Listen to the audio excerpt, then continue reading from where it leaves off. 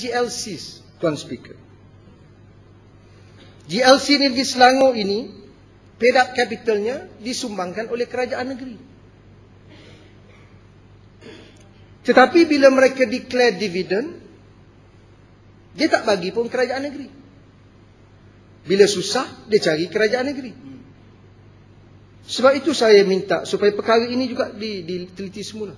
Ada sebuah anak syarikat, saya minta disiasat.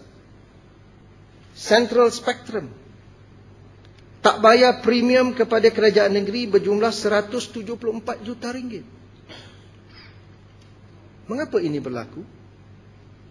Kalau betul ini berlaku di zaman pentadbiran yang lalu, maka yang baru harus teliti semula supaya perkara ini tidak berulang. Kemudian saya juga ingin mencadangkan, Tuan Speaker, oleh kerana pendapatan kita agak kritikal dan merosot, pejabat-pejabat daerah, pegawai-pegawai daerah harus melipat gandakan usaha mereka untuk mencari mekanisme baru untuk mengutip hasil-hasil di setiap kawasan pentadbiran masing-masing. Termasuk PBT, walaupun sumber yang dikutip oleh PBT ini tidak diserahkan kepada kerajaan negeri, tetapi sekurang-kurangnya apabila PBT itu dapat mampu menguruskan pendapatan dan perbelanjaan mereka sendiri, maka tidaklah dibebankan kepada kerajaan negeri. Maka seperti peruntukan maris yang kita peroleh daripada pusat, kalau PBT itu mampu untuk menguruskan keuangan mereka dengan baik, maka kita boleh salurkan ke daerah yang lain yang lebih memerlukan peruntukan yang berkenaan. Sebab itu saya cadangkan supaya pejabat-pejabat daerah untuk segera melipat gandakan usaha mereka mencari pendapatan dan sumber-sumber baru bagi meningkatkan lagi pendapatan kerajaan negeri.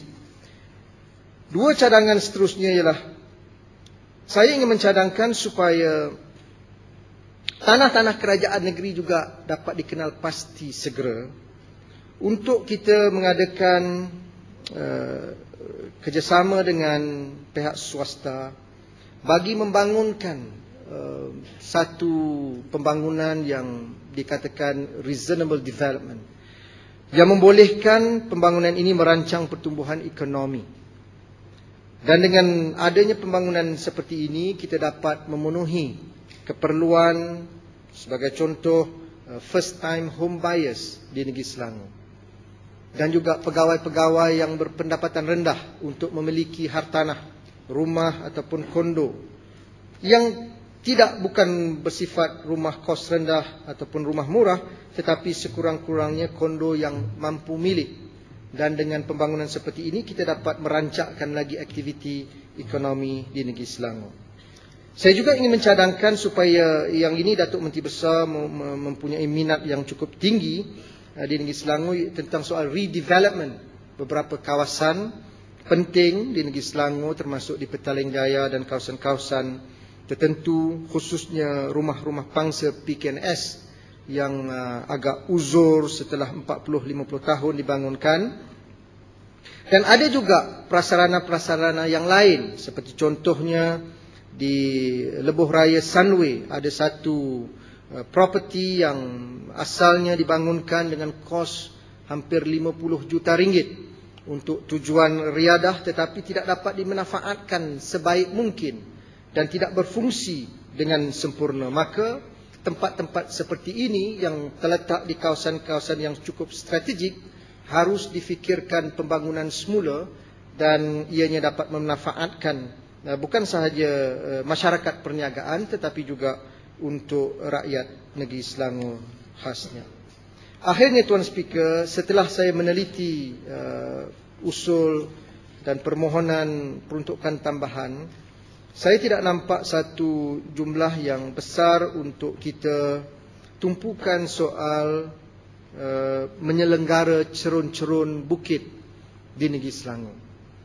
Sebelum ini, kita terlalu bersandarkan kemampuan yang terbatas di kalangan PBT di negeri ini, dan sudah tentulah dengan tenaga yang terbatas dan juga kepakaran yang kurang tidak mampu PBT untuk menyelenggarakan cerun-cerun bukit dalam negeri Selangor, yang merupakan salah satu perkara yang penting kerana banyak tragedi tanah runtuh telah berlaku termasuk di Bukit Antarabangsa. Saya pernah berbincang dengan beberapa pimpinan di peringkat negeri untuk kerajaan negeri engage dengan IKRAM bagi menjalankan penyelenggaraan secara menyeluruh di seluruh negeri Selangor, supaya IKRAM yang mempunyai kapasiti dan kemampuan yang lebih baik dan sempurna dengan kepakaran yang ada dapat mengendalikan kerja-kerja ini dengan lebih bertanggungjawab. Namun perkara ini belum nampak penyelesaiannya, dan saya harap satu peruntukan juga disiapkan supaya kita dapat bersama-sama dengan IKRAM membentuk satu tenaga bagi mengawal selia dan juga menyelenggara cerun-cerun bukit di negeri Selangor ini. Dengan kata-kata itu, Tuan Speaker, saya ucapkan terima kasih dan saya menyokong usul yang dibawa oleh Datuk Menteri Besar. Terima kasih.